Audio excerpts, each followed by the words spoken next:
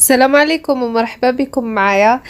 يومكم معطر بذكر الله وبالصلاة والسلام على رسول الله. صلوا على الحبيب المصطفى صلى الله عليه وسلم. اليوم ان شاء الله راح نشارك معاكم طريقة الكخاب، طريقة بزاف سهلة وتقدروهم ديروهم حلوين كما تقدروا ديروهم مالحين. نبداو على بركة الله. بالنسبة للمقادير نحتاج 3 حبات بيض، 250 غرام فرينة، 500 مليلتر حليب يكون بدرجة حرارة الغرفة هو والبيض، 2 معالق كبار زيت وقرصة ملح.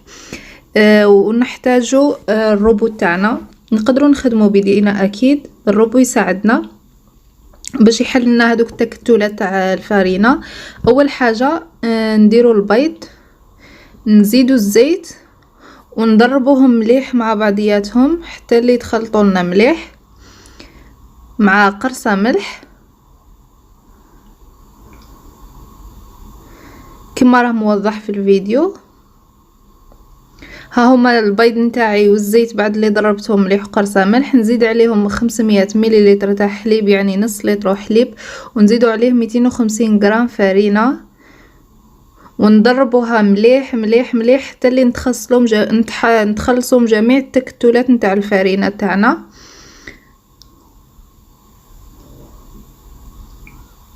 انا استعملت هنا البلاندر،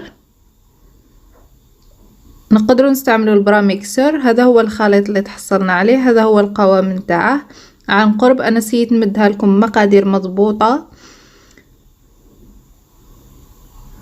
ونبداو نطيبوهم ديريكتومون. اولا نجيبوا المقله تاعنا تاع الكخاب، نحطوها فوق الغاز، ندهنوها بشويه زيت ونخليوها تحمى مليح. من بعد نحطوا الكخاب تاعنا بالطريقه هذه، يعني نميلوا المقله تاعنا ونحطوها على شكل الشهر من الفوق، ونبقاو نميلوا المقله تاعنا ونمشيوها باش الكخاب تاعنا يجينا رقيق بزاف وما يجيش معجن. لاحظوا معايا حبه الكخاب تاعي كيش تدي هذوك الثقوب رقيقه، وراح تشوفوها شحال رقيقه. راح ندخل لكم لاسباتول من تحت، لاسباتول غوز تبان من تحتها، يعني الحبه تاع الكخاب تاعنا تجي رقيقه وما تجيش معجنه كما راه موضح في الفيديو. يعني تقدروا تشوفوا اللون تاع لاسباتول تحت الحبه تاع الكخاب. كي نشوفوا الجوانب تاعها طلعوا لنا نعرفوا باللي تحتها حمارت، نقلبوها نبداو نحركوها بهذه الطريقه، يعني باش دير لنا هذوك النقاط تاع تحمر من جميع الجوانب ما يتحرقوش. وهادو هما الكخاب تاعنا بعد اللي طيبناهم. انا راح نشارك معكم طريقه تجي بزاف بنينه باش نعمروا بها الكخاب تاعنا. بالنسبه واش نحتاج البنان الكخاب تاعي اللي خدمته، وشوكولاته طلي، ونحتاجو هنايا سبيكيلوز. هنا سبيكيلوز انا راح نطحنو. سبيكيلوز يعطينا واحد القوت على القرمشه لداخل، تجي بزاف بنينه. سبيكيلوز حلوه الترك نقدروا نستغناو عليه. بالنسبه للحشو انا عطيتكم برك فكره، نتوما تقدروا ديروا اي حشو نتوما تفضلوه. هاو سبيكيلوز تاعي بعد اللي طحنته. حلوه الترك تاني نفتتها، ونبداو على بركه الله. نحطوا الحبه تاع الكخاب تاعنا، نديروا شوكولاته الطلي. هنا حلوه الترك مع شوكولاته الطلي تمدنا واحد البنه تجي مميزه في الكخاب. اذا استعملنا شوكولاته الطلي من نوع رخيصه يعني ماشي بنينه، نقدروا نزيدوا لها حلوه الترك نردوها فيها واحد القوي يشبه الشوكولاتات اللي البري تاعهم يعني غالي. نرش حلوة الترك، نرش سبيكيلوز، نحط البانان في الاول بالطريقة هذه كما راه موضح في الفيديو، ونبلع عليها. نخلي البانان يبلي شوية من الجوانب، نرصع على الحبات تاع الكخاب تاعي باش تجينا حكمه روحها. وهذه هي حبه الكخاب تاعنا. يعني تقدروا تشوفوا العجينه لاباط تاعنا تاع الكخاب من كثره اللي رقيقه، تشوفوا ذوك الثقوب كي خرجت منهم الشوكولاته، يعني الحبه تاع الكخاب تاعنا جات منقطه.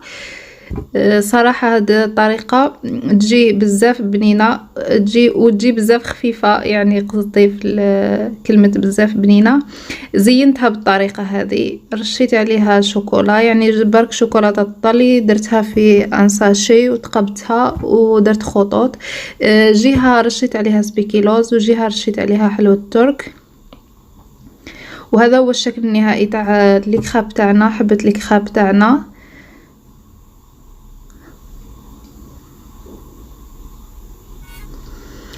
وهذا هو الشكل النهائي تاع الكخاب تاعنا. يعني انا عمرت معكم 4 حبات كما راه موضح في الفيديو. يعني شكل يجي راقي، والاهم البنه يجي بزاف بنين بهذا الحشو اللي مديته لكم. مديت لكم مجرد فكره، نتوما تقدروا ديروه يا صالي يا سكري. انا برك عطيتكم لاباز تاع الكخاب تاعنا بمقادير مضبوطه، يجيكم بزاف خفيف كما شفتوه.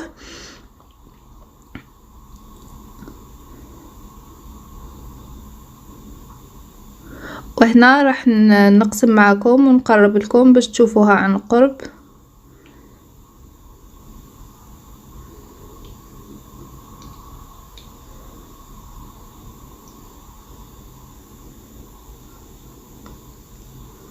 وهذا هو الشكل تاعها من الداخل.